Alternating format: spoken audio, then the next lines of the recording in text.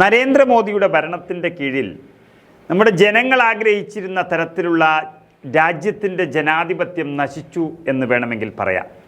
ഇപ്പോൾ പാർലമെൻറ്റിൽ കണ്ടുകൊണ്ടിരിക്കുന്ന കാര്യങ്ങൾ തന്നെയാണ് അതിന് ഏറ്റവും വലിയ ദൃഷ്ടാന്തം.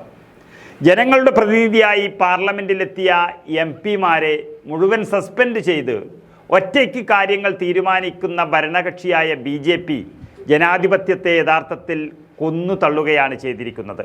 എല്ലാവരും നോക്കി നിൽക്കെ പാർലമെൻറ്റ് മന്ദിരം ആക്രമിച്ചിട്ടും അതിനെ ന്യായീകരിക്കാൻ ഒരു സർക്കാരിന് കഴിയുന്നുണ്ടെങ്കിൽ അതവരുടെ അന്ത്യമടുത്തു എന്നതിൻ്റെ തെളിവാണ്.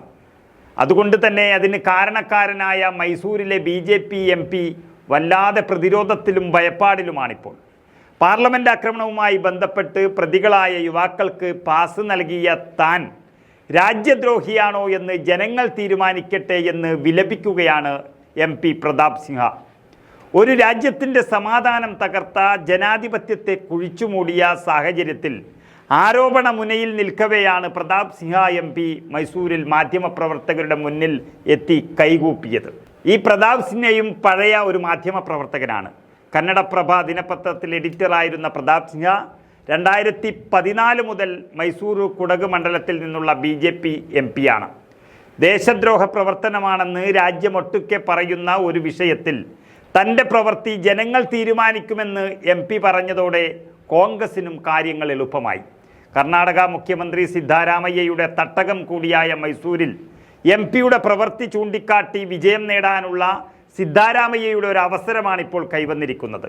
രാജ്യദ്രോഹം ആരോപിച്ച് ആൾക്കൂട്ട ആക്രമണങ്ങൾക്കും ഗോളിമാരോ മുദ്രാവാക്യത്തിനുമൊക്കെ ആഹ്വാനം ചെയ്യുന്ന BJP നേതാക്കളുടെ രാജ്യദ്രോഹ പ്രവർത്തനം അത് തുറന്നു കാട്ടാനുള്ള ഒരു ആവേശത്തിലാണ് കർണാടകത്തിലെ കോൺഗ്രസ് ഉള്ളത്.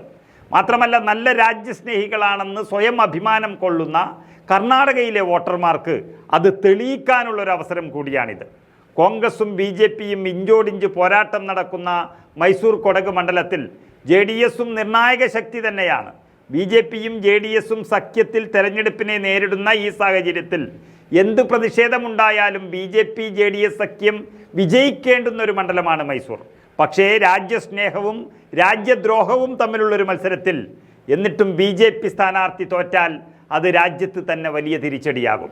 ഏതായാലും MP-മാരെ സസ്പെൻഡ് ചെയ്തുകൊണ്ട് പാർലമെൻറ്റ് ചരിത്രത്തിൽ കാണാത്ത രീതിയിലുള്ള ജനാധിപത്യ ധ്വംസനത്തിലേക്ക് കടന്നതിനുള്ള കാരണം പാർലമെൻറ്റ് ആക്രമണവും അതിലെ സുരക്ഷാ വീഴ്ചയും കേന്ദ്രത്തിൻ്റെ ഒളിച്ചുകളിയുമാണ്. എന്നാൽ അതിനെല്ലാം കാരണക്കാരൻ അക്രമികൾക്ക് പാസ് നൽകിയ BJP MP-യുടെ നടപടി. അതുകൊണ്ട് തന്നെ BJP MP ഭയപ്പെടുക തന്നെ വേണം.